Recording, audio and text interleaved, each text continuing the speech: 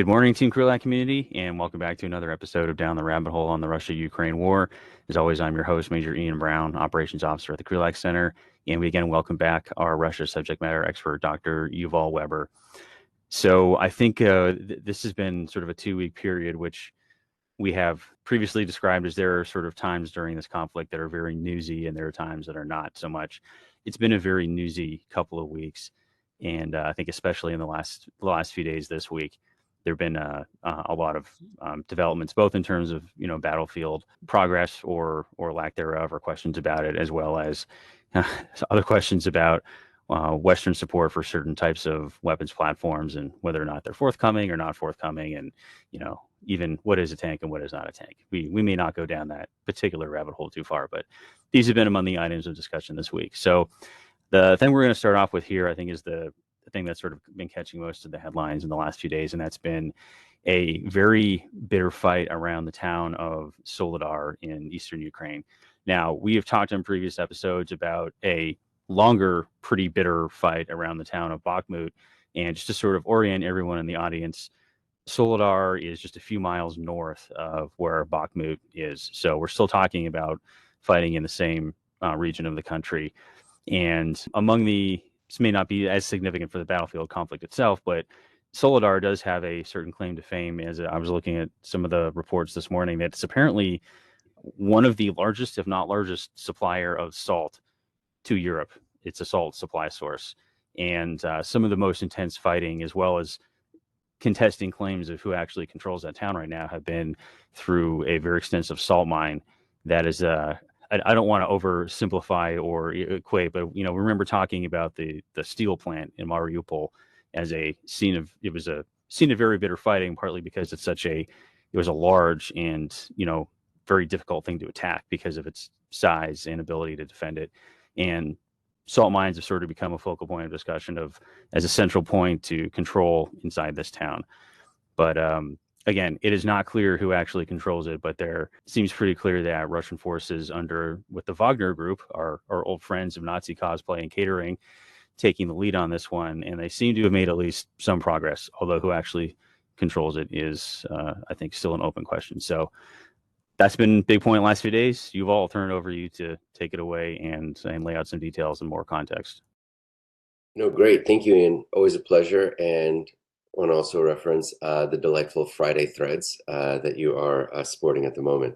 Yeah, one of the interesting, so Sol, like in Ukrainian Russian languages, also means salt. So that's the nature of the town there. And I guess the core thing here is salt, gypsum, these are the natural resources of the area. But in effect, why is it that there is so much fighting around this particular town, this particular area? Because strategically, it doesn't seem to have much going for it. Just looking at the map, it's basically in the middle of the triangle of Slovyansk, Kramatorsk, which are close to each other, to the northwest. Donetsk is south, and Luhansk is to the east. So in effect, why is it that there's so much fighting around here? And I think this also has to go into what are the objectives between the Russian and the Ukrainian sides. For the Ukrainian side, it's clear. Zelensky and the entire Ukrainian leadership has said that every inch of Ukraine will be liberated and the war is over as soon as the last Russian is gone. They also have a commitment to their people that, given the human rights abuses that Russia uses as a basically component of its war fighting, that any town that is given up to the Russians, Bucha, other towns come to mind, they're just staggering human rights abuses will follow. So in essence, that's their motivation for fighting. For the Russians, the objectives of any one particular town or any one particular area is that, we are approaching, and we're roughly maybe 5-6 weeks out from the 1-year anniversary of the beginning of the war. The Russians need victories. And at this point, in effect, we can say any victory will do. Because what we've seen when, let's say example for Mariupol, when Mariupol was at extremely high cost, both in men and material, was finally taken by the Russian side, this was trotted out for weeks on end as the great victory of the Russian warfighting machine, so on and so forth. And so we can imagine that given sort of how the fight for Bakhmut and Soledar is being covered in the Russian, talk shows today, is that this would be a tactical victory that would essentially, by the time it gets to the news shows, would be basically a strategic victory. The great salt mines of Europe have now been taken, which basically would then allow it to be filtered out into the international media as Ukraine is losing the fight and that Russia is winning the fight. We've talked for sort of like years on end, years on end, months on end. It feels like years when thinking about this. We've talked for sort of months on end that the key basically motivation for Russian strategy right now is deprive Ukraine of the Western support that it is using to basically conduct its war. And that's essentially what Russia needs out of it. Whatever the value of Soledar, whatever the value of Bakhmut, they will spend as much men, as much material as possible in order to say that this victory is essentially the first of many to come, and to use that to weaken support for Ukraine from abroad. And that, in essence, is what we can see here. We've also seen in previous examples with Mariupol, Severodonetsk, is that what the Ukrainians do during this time is recognize the Russians need this and they need it badly. So when the Russians are using casualty-intensive way of war because their commanders and their political leadership don't really have any regard for human life, is that the Ukrainians basically fight to have this attritional defense, have this basically fighting withdrawals in order to then concentrate Russian combat power, destroy as much of it, and then do an offensive somewhere else. In the fight ostensibly for Kherson, a couple of months ago, that's when they basically surprised with a counteroffensive in Kharkiv on the other side of the country. So it could very well be that in all the support they've gotten over the last couple of weeks, Patriot missiles, infantry fighting vehicles, tanks to come, that they're basically preparing those for the next offensive that's going to come in 2020, sometime this year, because that's what their military chief of staff, General Zaluzhny, has been talking about for the last couple of months. So when we think about the different objectives, different clocks here, Ukrainians want to hold on to their land. They want to expel the Russians. They don't want to basically leave Ukrainian citizens at the mercy of Russian forces. But at the same time, they understand Russian combat power is being destroyed pretty mightily during these fights. Because for the Russians to take a town like Soledar, they're losing, given the various estimates, hundreds, if not in the very low thousands per day, just in terms of the fighting. And that is basically what's leading to, the victory, but at a tremendous cost. And for the Russians, it's clear they need victory in order to buck up morale on the TV front and the home front more generally. So in talking about the intensity of the fighting and the heavy casualties taken, it's been noted, both by some Russian outlets themselves as well as other international media outlets, that sort of the lead force in the specific fight here for Soledar seems to be the Wagner Group. And I talked about our old friends of Nazi cosplay and catering, which for those who followed our broadcast series for I'd say from the beginning, Yuval came on and gave us an overview of Russian private military companies, of which Wagner was sort of the most preeminent, and very interesting personality of sort of the founder and leader. But point is, they've been in the front, and they have sort of been like actively promoting themselves as the force that's at the front. There have been pictures and videos of Wagner Group soldiers too, as well as the leader of the group, in sort of readily identifiable positions around Soledar to sort of prove that they're there and that they've taken it. So if you maybe want to refresh our audience just a little bit on, one, who is this? What is this Wagner Group? Why are they the ones who were sort of tip of the spear in this one? And this is going to feed in some of our other discussion points here, but what are the implications of this group as opposed to the Russian military being the ones who are trying to claim credit for whatever measure of success they have in Soledar? So just to catch up the audience on what is Wagner, there's a very long backstory, and I'll try to do this as efficiently as possible. So Yevgeny Prigozhin, who is now the owner of Wagner, he's also the person who is responsible, who owns the Internet Research Agency, which was the one of the main components of election interference in the US presidential elections of 2016. So just to give you the sense, he does many things for the Russian state. So to get to sort of like where we are in Ukraine today, there's two paths. The Russian private military company Wagner, which grew out of several different ones before, and they had a military head, a guy named Dmitry Utkin. And Utkin was a Russian military intelligence officer, and Wagner was one of these private military companies that was effectively subordinated to Russian military intelligence, the GRU. Now, why is it Wagner when I talked about Nazi cosplay? So this Russian military intelligence officer is a Nazi enthusiast and has like the tattoos to prove it. So in terms of white supremacy, he chose the name Wagner because Richard Wagner, the composer, was a favorite of Hitler, and that set during the 30s and 40s. So although the Russians are fighting this quote unquote anti-Nazi campaign, they have a direct Nazi tie-in in the actual fighting that is being conducted right now. But Utkin and Wagner were not very important until Utkin made acquaintance with a guy that I just mentioned, Yevgeny Prigozhin. Yevgeny Prigozhin, again, as you mentioned, his background is in armed robbery and in catering. No military background per se, but he has something that is very, very special, which is he is a friend of Vladimir Putin from their days in St. Petersburg together during the 1990s. And they had what I like to call one of the best meet cutes, if you're familiar with the terminology of romantic comedies, of all human rights abuses, which is Prigozhin, after getting out of the pokey, which again, went to prison in the Soviet Union. So he is let's say a bad dude squared.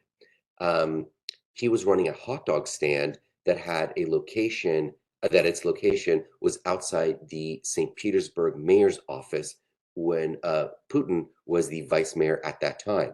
So when Putin was going out for a ostensibly delicious yet economical lunch of a hot dog, he struck up the acquaintance with the hot dog vendor.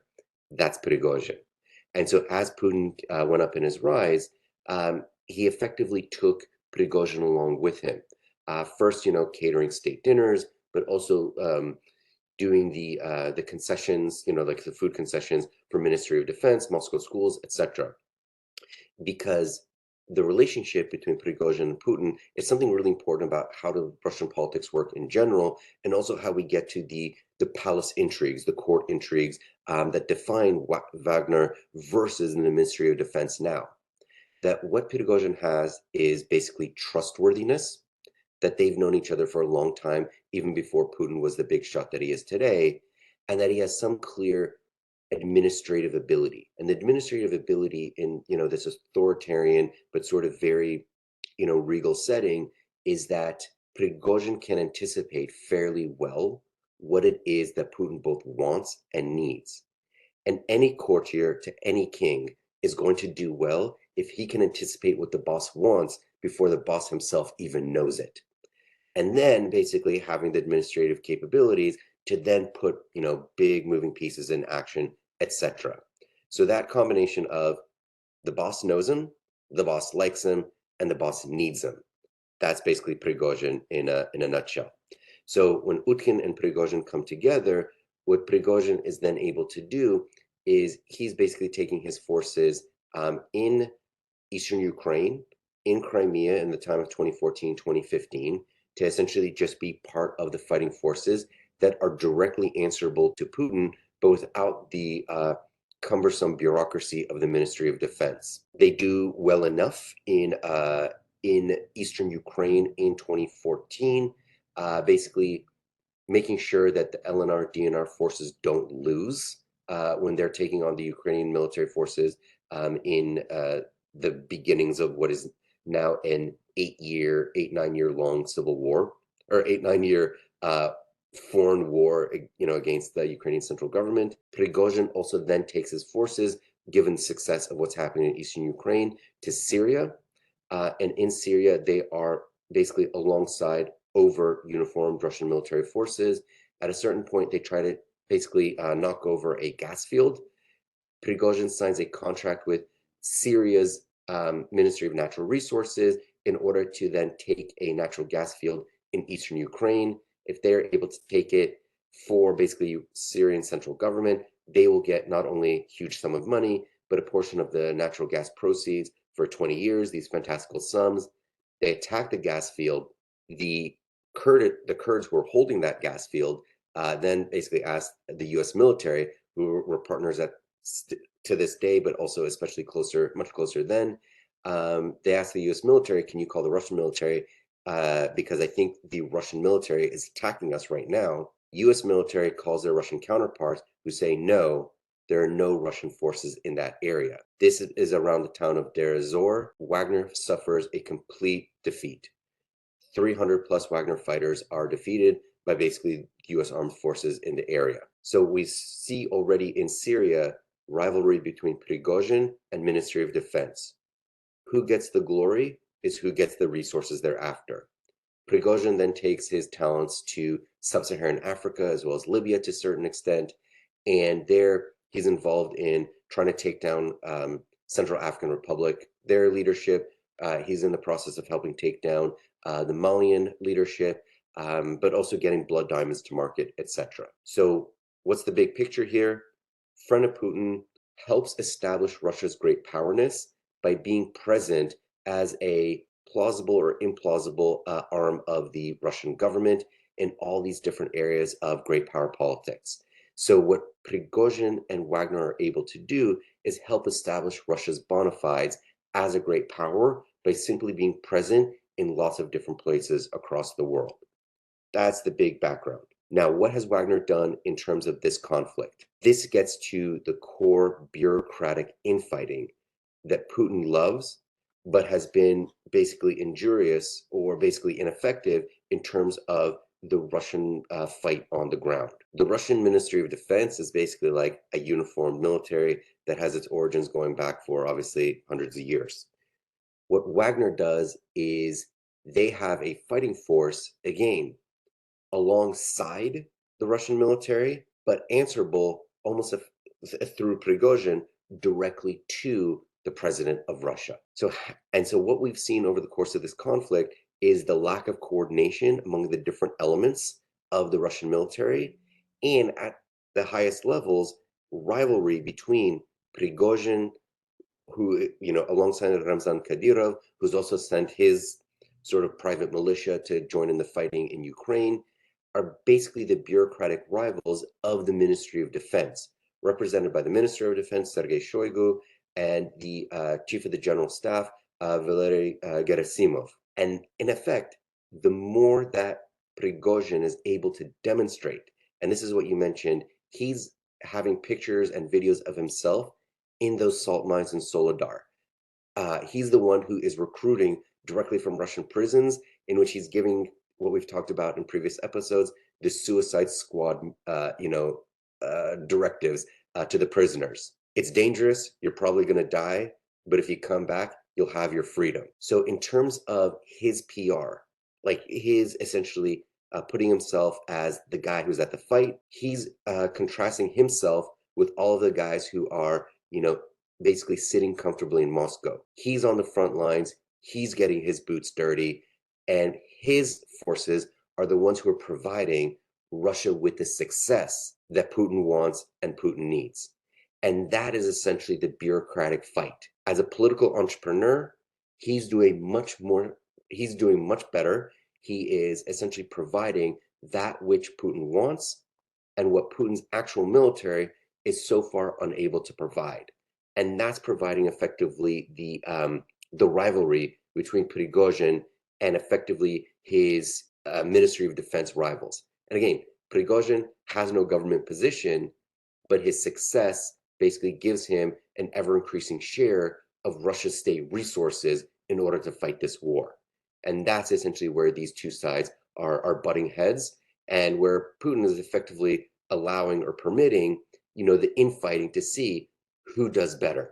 Sort of very apprentice style management technique. Yeah, and so speaking of that bureaucratic infighting, as well as our a long time name that's been floating around, not just from this conflict, but from U.S. Defense Department, national security apparatus, Vasily Gerasimov. He is now he's entered the chat again. And we can maybe talk about this here in when we shift gears, but the timing is interesting because as Wagner was going into Soledar, they're taking all their pictures, in the salt mines, where have you. Some fairly big shifts on that standard military chain, right? Gerasimov is now back in charge. Well, I'm sorry, I don't think he was ever directly in charge of the special military operation, but he's been a name floating around Russia, Ministry of Defense. Listeners who remember from long back in the day, there was questions about whether or not he invented some new form of next generation warfare, which probably got a lot more ink than it actually deserved for the content of the ideas that Gerasimov had written an article about. But listeners are free to kind of go and explore that on their own. That's not the core thing here. The point is, though, he's not a new name to anyone who's been watching Russian military. And now he is directly in charge of the special military operation.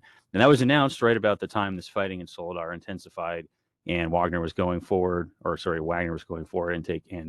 showing that they were the ones moving forward, essentially. But also there has been, I don't know if it's crossed the threshold from, rumor to fairly clear, like publicly laying the groundwork, but there's been a lot of, seems pretty clear there's going to be another wave of mobilization on the Russian side, and that the numbers for this round are going to be significantly higher than the first one. Although the numbers in the first one, there was sort of shadow mobilization of much higher numbers than were publicly advertised. But now the public number for this second wave, I think, was looking at 500,000 or more, a significantly higher number than the 100,000 that was mobilized in the first round. And sort of this information also started getting passed around more publicly at about the time the fight in Soledar was intensifying over the last few days. So what are with that bureaucratic shift, what does this mean now in terms of Gerasimov is in charge overall? The former person who I forget his nickname, whether he was the Butcher of Syria or something else, he was a very unpleasant character. He's out, Gerasimov is in, and rumors floating that new round of mobilization, a significantly higher number is going to come in. What are some of the implications of this, not just for the fight at Soledar, but for sort of Russian campaign planning here over the coming months? Yeah, so there's a lot to unpack there. So the Butcher of Syria, so the person, and so again, when we talk about the Butcher of Syria, so the guy's name is Surovikin, and we've seen, just like as an aside here, what is the Russian way of war? When we talk about casualty intensive, it's in every regard. And so the core, when we're about to talk about mobilization and, what's going on in fighting, I think the one thing to sort of just keep in mind when we're talking about these people is that they simply don't have a regard for human life in any substantive direction.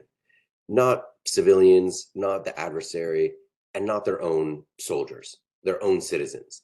And like that's at its core what we're sort of talking about here. So Surovikin, who was basically oversaw the destruction of basically like Aleppo in order to like break the will of like the Syrian anti-Assad rebels, was basically effectively replicating what happened in Grozny and Chechnya in the 1990s and earlier, and also what we saw earlier in the conflict with Mariupol. It would just keep destroying things until basically the enemy runs out of people. So in terms of what's going on here, the Surovikin was appointed as a general to oversee the entire war effort, because the first 6+ months of the conflict simply didn't go well enough. And that was basically laid at the feet of Gerasimov and Shoigu, that because these two guys, Shoigu, the defense minister, a civilian guy, even though he wears like a military uniform, having not served in the military, and Gerasimov, who, interesting factoid, is the longest serving, two factoids about Shoigu and Gerasimov that are relevant to this conversation. Gerasimov is apparently the longest serving Russian chief of staff going back to the 19th century. And Shoigu has served in every single government in Russia since the end of the Soviet Union. So these are people who are political survivors above all else. So first 6 months of the conflict, they don't do very well. Putin appoints basically one guy whose basic CV, his basic resume says, I'll kill as many people as possible in order to stabilize the war effort and move our forces forward. Fair enough. Here's, I think, the key. Part of what Surovikin did is he worked with, in effect, Yevgeny Prigozhin. Prigozhin, per Pentagon spokesperson John Kirby, just a couple weeks ago, said that Wagner has 50,000, men under arms, 10,000 contract soldiers or contract mercenaries, however we can define them, and basically 40,000 convicts. What Wagner has then done with those 50,000 people is basically use them again, bullet catchers, casualty intensive way of war. One Telegram video that I saw, the social media video that I saw is, this guy's like basically sending it to, his spouse or, to whomever, and said that basically we were ordered to go like attack this position. We didn't have much in the way of like weapons. And as we were going towards them, the Ukrainian artillery started firing at us. And we realized that we were ordered to go draw artillery fire so that essentially the spotters behind us could then report the Ukrainian positions to our artillery behind them.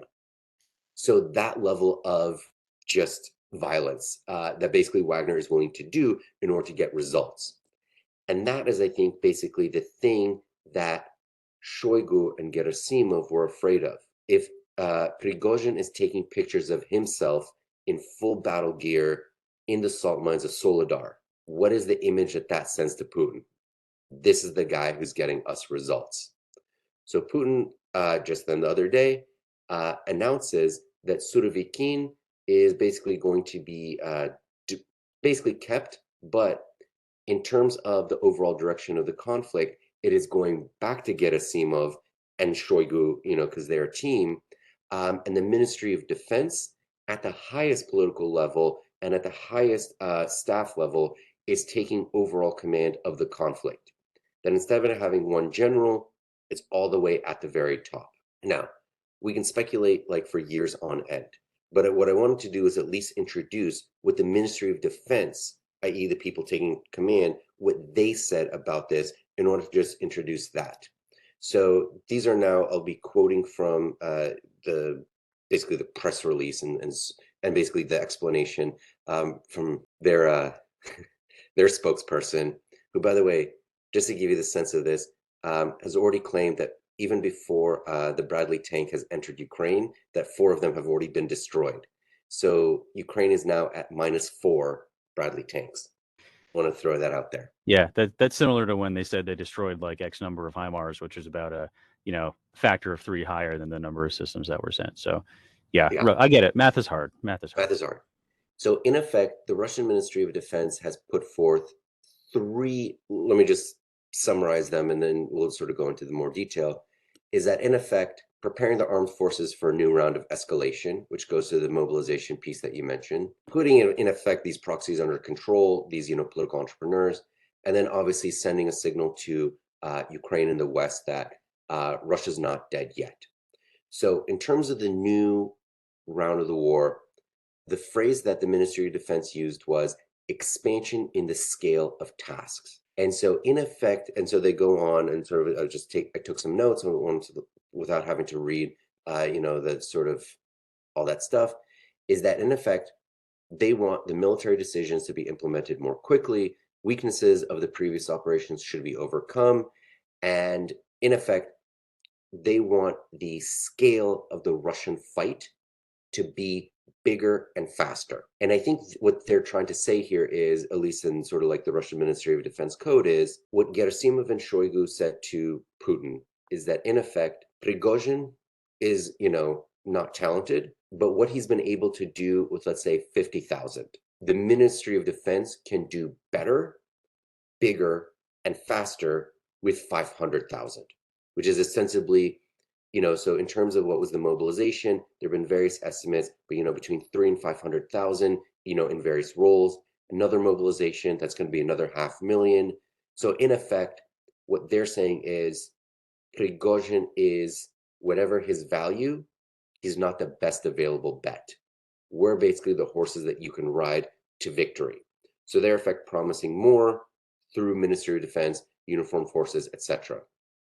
The second official explanation that the Ministry of Defense gave is that there's, quote, the need to organize closer contact between different branches of the armed forces and improve the quality and effectiveness of the management of Russian forces. This is in effect the backhanded dig at Prigozhin and Kadyrov as these political entrepreneurs. That in effect, whatever sweet promises those two got, Prigozhin and Kadyrov have given to Putin, the Ministry of Defense is much better organized. It's been able to sort of like learn ostensibly over the course of the conflict. It's been able to get more forces to the front more quickly. They still are putting reserve troops within HIMARS range, but ostensibly they can do more, and they can do it more effectively than what the political entrepreneurs can do. And so that in effect, when talking about what is the distribution, the power, the resource questions, Shoigu and Gerasimov are putting themselves forward as the people who can do better compared to their rivals. And that ostensibly, by putting themselves forward, they're putting more prestige on the line. Now, Putin can get rid of Shoigu and Gerasimov at any point. These are people who work directly for him. They can be fired without any difficulty. But this is what they're trying to say. Putting us in charge is more prestige. It's more of basically the Russian state on the line. And they're not going to screw this up, because if they screw this up, it means the whole thing is done. So if they do well, then basically Gerasimov and Shoigu can give Putin all the benefits. If they do poorly, well, clearly it's their doesn't matter anyway. Doesn't matter anyways. And so that in effect is, in essence, what Gerasimov and Shoigu are taking from Prigozhin in particular is there's going to be much more men forward, casualty intensive. If the material is not following suit, mass has a quality all on its own, and basically what they're doing in Soledar and Bakhmut, they'll be able to do at scale. And that's basically the bureaucratic infighting that Putin is allowing to basically allow, whoever has the sweetest promises to get the lion's share of resources next. And that ultimately is Putin's leadership style. Let people fight it out and see who does best. Yeah, I don't want to take away from the seriousness of it, but it's very, full disclosure, I'm a big longtime geek and I've been watching a lot of Star Wars lately, but the leadership style of Emperor Palpatine was described exactly as this, was allowing, didn't matter if it was inefficient, but allowing that infighting, because the more they fought amongst each other, the safer the guy at the top was, because you're a circular firing squad. You're not looking to fire on anything else. And I think it's not reserved to a galaxy far away, right? It's a common leadership style among authoritarian regimes, because the more you're fighting each other, the less you're fighting the guy at the top. But the parallels are. No, so like on this exact note, wrote a book that's coming out this year on basically what's the political economy, like how does Russia do economic reform, going back to the Tsarist era, like, late 19th century. And so as part of this, I had to look at all the various reform efforts going back to, again, late 19th century, with a particular focus on the Putin years, to answer the question, how does Putin sort of understand and organize and implement economic reform? It should not surprise you that his style of economic reform is he gathers various sorts of bureaucrats, people with like strong points of view, and basically sets them at each other. And whoever provides the thing that he likes the best, that's basically the reform effort. And it doesn't mean that it's going to be consistent in terms of what the content of the reforms is from episode to episode. But the key thing that connects each one of these things, like the economy of Russia, is who argues best and who puts forth Putin and the Russian state as the winner of that reform. And so what we've seen is that this is what Putin does, whether it's the economy or leading at this point, 10 and a half month, 3-day operation, it's the same style. It's basically taking the idea of power as something that needs to be harnessed and jealously guarded, rather than used in order to move a policy or a country forward. Yeah, and it's interesting because this sort of ties back to the questions of adaptive learning organizations too, right? Like that style can work up to a point until you hit a significant pocket of resistance that does not bend to your will. And we talked about this in terms of the contrast between the Russian and Ukrainian militaries as well as sort of previous Russian expeditions where they had success in Crimea, they had success in degree of success in Chechnya and Syria, and it works until it doesn't, right? Um, but if that's your method of doing it, it doesn't have sort of a consistent framework that allows you to succeed in both good times and bad. If you're only succeeding in good times, it makes you lazy and less inclined to change what you're doing, which makes it harder to adapt to when times are bad, which kind of the point we're at right now. But so, do you have something to add? Yeah. So I mean, so this is like a great point to sort of understand, how does Russian political culture work? Like, what is going on here? Is that, I'm not as familiar with like the Star Wars universe, but if you describe this Emperor Palpatine, whenever I hear the word like emperor, setting the underlings fighting each other, making the guy at the top much safer. What this means is that politics and policy in Russia, which has been true for a very long time now, like going back for time of Peter the Great, is that there is a well understood, there's a, everything's on the internet, everything's published for a long time now, in terms of what are the formal like rules, laws, institutions of Russian government. And that is basically the facade behind which the informal politics is actually happening, whether it's economic reform or the management of, what turns out to be a protracted ground conflict against a medium to larger size NATO caliber military, or sort of NATO-esque military, is that all of this is just a series of tactical decisions trying to solve the last problem, but which creates a new one. And that's essentially why we see the Russian military and the sort of Russian politics, and therefore Russian economy and society, not having a clear idea of what success looks like and how to get there. They have the general picture. The Ukrainians apologize for being Ukrainian, and they basically give up half their country. How do you get to that point? And that's essentially what we see in terms of Putin's leadership style. It's very effective for keeping all the courtiers around him fighting amongst themselves, but it's very ineffective in terms of marshaling the resources of a country of 145 million people in order to defeat a country which is one-third the size, or less than one-third the size. And in essence, that helps explain why Russia's not doing well, because not doing well doesn't actually harm Putin and his control on power, at least until the entire thing collapses. And that'll help essentially inaugurate the familiar next stage of Russian power, which is everything's going well, collapse, bedlam, stagnation, rise of Russia, rinse and repeat. Yeah, and as you described that, the 500 mobilization of 500,000 is sort of it's in terms of raw numbers, it's very big, but it's more of that, you know, tactical decision making to win like the next couple weeks or months as opposed to a longer term plan. And as you said, just a little bit earlier, like this is kind of the big gambit for the Russian state. Gerasimov he's at the top now, and he's going to get a whole lot more bodies to go and do something with.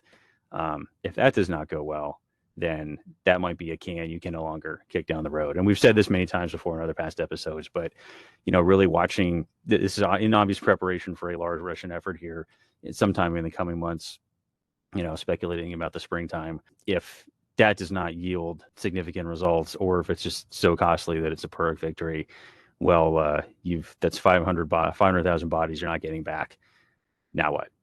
So, and we don't know. That's what we're going to have to watch and see. Speaking of the the counteroffensive preparations, we're going to shift gears here back to both the Ukrainian side as well as some of the other news developments that came out in the last couple of weeks, which was expanding like the quality, not the quality, that's the right word, expanding the scope of Western support to things that have not yet been on the table but now are, which has again we've talked about in past episodes, is a sort of a trend here, like the systems that are given have sort of shifted over time from smaller sort of individual defensive things to larger, more capable systems like the Patriot missile defense system.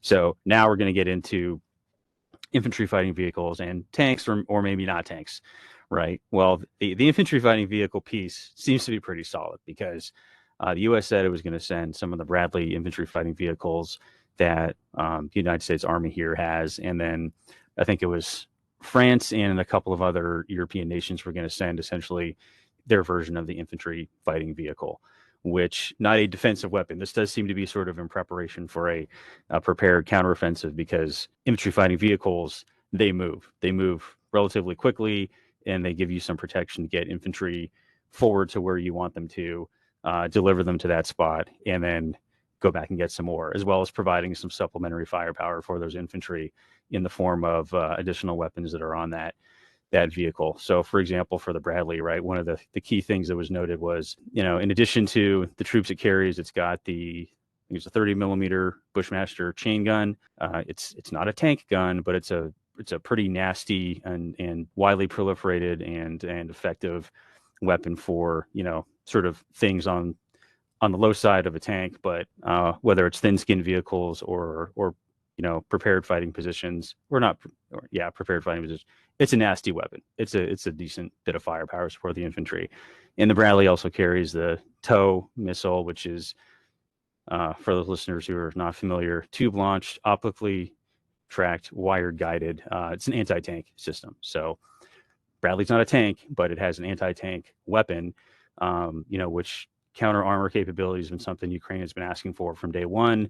The Javelin is counter armor, but it's fired by a very unprotected soldier from an individual position. Bradley's a protected vehicle and carries another anti-armor weapon. The question of tanks now has been one that, again, from day one, it's something that Ukraine had been asking for, but Western countries said no, pretty much, up until maybe now when they said yes, because that was seen, again, number of reasons for why weapon systems are said no.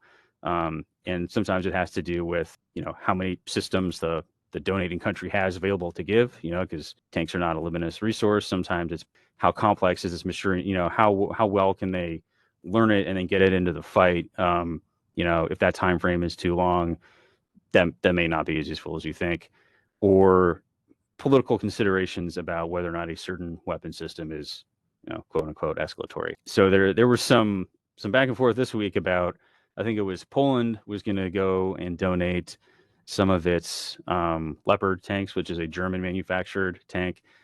Hashtag Free the Leopard has been going all over the place on social media because it seemed like Poland was going to go ahead and do it, and silence from the German government seemed to imply that the German government was no longer going to raise any objections.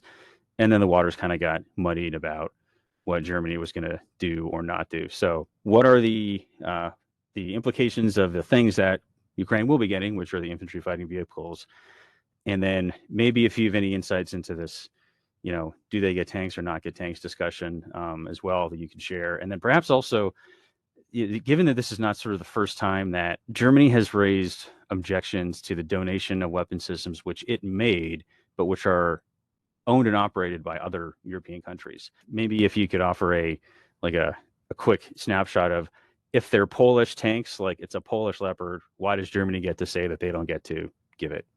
And unpack that a little bit. Okay, no, it's so the big issue there is that in terms of, so Germany makes a tank, they want to sell it to Poland. Their Minister of Economy is a person who signs the export license. And the export license has the terms and conditions of how that thing can be used.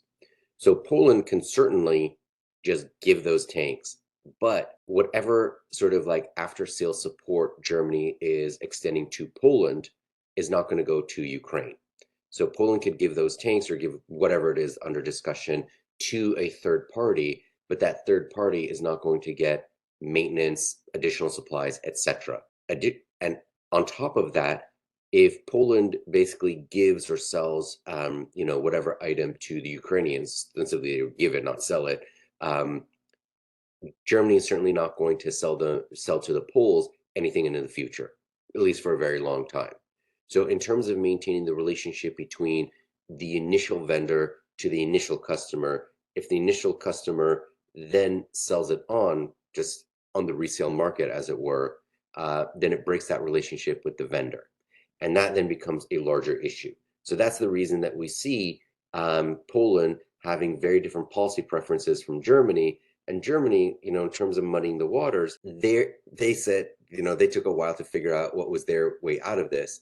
Because of German sort of like domestic politics, they don't want to be seen as basically, it's so like at the German political level, being for Ukraine, anti-Russia, which is previously like totally, verboten, as it were, is now basically the German government policy. But not wanting to be seen as too escalatory, as you mentioned, that's essentially where they are. That's their red line. So they came up with the idea that they're not going to permit, German-made tanks to be given to a third party, i.e. Ukraine, unless the United States gave its M1 Abrams tank. So they wanted to be able to tell their population, we are part of a coalition, and the coalition demands XYZ. Therefore, we are maintaining our coalition commitments to our partners, rather than we are individually, escalating the terms of conflict in Ukraine. So that's a sort of like the backstory there. And in that regard, we're starting to see in terms of, the bigger question here, which is, what does essentially victory on the battlefield look like towards war termination at the political level? Russians are totally clear. Their precondition for going to the negotiating table is that Ukraine gives up the lands that Russia annexed. Doesn't control, but nevertheless annexed. So obviously that's a non-starter from the Russian side. But from basically the Western support to Ukraine, Western partners of Ukraine want to understand, what does victory for Ukraine look like? The reach goal, liberation of all like Ukrainian territory, inclusive of Crimea. Is there anything short of that? Because that's essentially the core thing that we've been talking about for the entire duration of this conflict. The West can support Ukraine. Ukraine can do the fighting. What's basically the maximum amount of fighting that Ukraine can do? And what does it use that fighting to accomplish? The strategic to political objectives. The more stuff that is given to Ukraine, the strategic and the political objectives will always remain the same, but the strategic objectives, liberation of territory, keeps going higher and higher. And that's in essence the conversation that we've been having for every single episode. What's going to collapse first? Russian economy or Western support for Ukraine? And what we've observed is that Western support for Ukraine has been extremely robust and is getting more lethal and more effective over time. But where it goes from here, again, it's in the realm of conjecture and speculation. Yeah, indeed. So I think the tank, tank not a tank argument aside, the question of when, if this particular weapon system delivery actually goes forward, something we'll be watching in the next couple of weeks. Like you sort of said, it's not a hard no, but it puts the onus back on the United States to basically be the first one to break the seal, if you will, and then go forward. Although the infantry fighting vehicles were not on the table up to this point, but now they are. So, and again, Patriot missile systems were not necessarily on the table in the past, but now they are. So again, speculation here. The seal on things that used to be no's has been broken, and now it's becoming yes in a very gradual fashion. So it could be it's just going to take another couple weeks of feeling around and finding the right balance point before tanks from Europe at least becomes a yes. And then does that open up discussion, or does that revisit discussion back to other things that used to be like hard no, things like jet aircraft, right? Which were asked for from day one. And again, looking at Poland, I think they were on the cusp of turning over some of their MiG-29 aircraft, and they were like right about to pull the trigger, and then it got pulled back by other parts of the NATO alliance that's been supplying the weapons. So again, we've mentioned this before. Things that were not on the table now seem to be on the table in a slow rollout. So tanks will probably be the first thing to watch. But if tank goes from no to maybe to yes, then we could be watching for other more expensive, more capable weapon systems as well in the future. And again, Sergius, like, thing about it is what was previously no's that turned to yes for different items, Patriot being the most prominent recent example, is that what has the United States done like throughout the course of the conflict is that for those European partners, like the other members of NATO, who give XYZ system or capability to the Ukrainians, those European countries, those NATO partners, have then been able to backfill with modern equipment the equivalents or improvements. So it could very well be that what we see here is that European infantry fighting vehicles, European tanks go, and that maybe the United States doesn't give its equivalents to Ukraine directly, but does essentially approve the sale or the donation of US capabilities to European partners so that European partners are able to give their stuff to Ukraine. And that, in essence, is the way to socialize the improvement of Ukrainian capabilities by basically filtering it through NATO and through backfilling whatever NATO partners are giving to the Ukrainians. Yeah, indeed. Although another thread in those conversations with the backfilling is, what is the United States industrial capability to do that? Because it's been a item of increasing discussion and attention, in that stocks of a lot of the things that we have, passed on and donated either directly to Ukraine or used to backfill European donations to Ukraine. We're still in a peacetime industrial base and trying to supply a wartime consumption level. And it's certainly been noted from both inside and outside sort of the U.S. National security establishment and executive authority. Our industrial base is still peacetime. And we need to take a look at whether our base is capable of ramping up to refill those magazines and backfill those silos.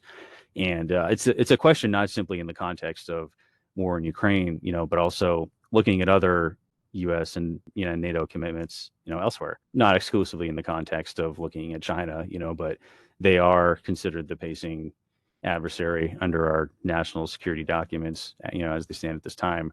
And what do we do about weapons that are no longer in the inventory if we have to start looking over there? So not something we have an answer to right now, right? But it's been a point that has been getting increasing attention, and it's not necessarily easy in a 21st century industrial, sort of like just-in-time supply chain thing to flip a switch and ramp up production into wartime consumption levels. So we may need to devote perhaps a separate episode to that particular thing as well, because it seems pretty clear conflict is going to go past the 1 year mark. I don't think there's any question about that.